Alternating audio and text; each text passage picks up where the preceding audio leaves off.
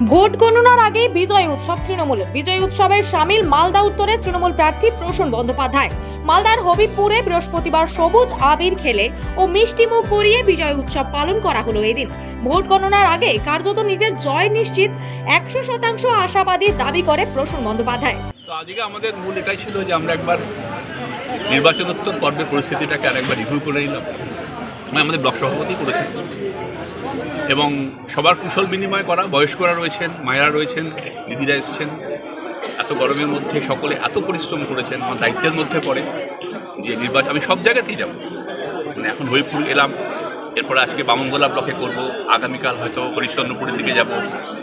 সমস্ত ব্লক, সমস্ত জায়গাতে, যেখানেই সমস্ত জায়গাতেই আমাদের সহযোদ্ধারা একটা 56-57 দিনের অসাধারণ লড়াই করেছে, যার জন্য উত্তর মালদাতে তৃণমূল কংগ্রেসের জয় শুধু সময়ের অপেক্ষা।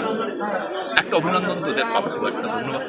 উত্তর মালদার প্রতিটি ব্লকে অনুষ্ঠিত হবে এই বিজয় উৎসব। তৃণমূল প্রার্থীর সঙ্গে সমস্ত স্তরের তৃণমূল কর্মীরাও সামিল হয়েছেন এই বিজয় উৎসবে। হবিবপুর ব্লক থেকে আমরা তৃণমূল কংগ্রেস আমরা প্রসূন ব্যানার্জিকে ঢেলে ভোট দিয়েছি, দু হাত আশীর্বাদ দিয়ে ভোট করেছি। এখান থেকে আমরা ভোটে জিতবো।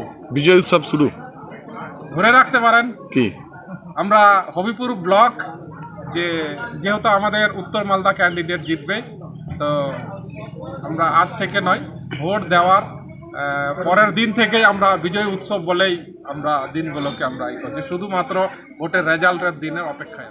উত্তরবঙ্গ থেকে নিজস্ব প্রতিনিধি রিপোর্ট, খবর বাংলা।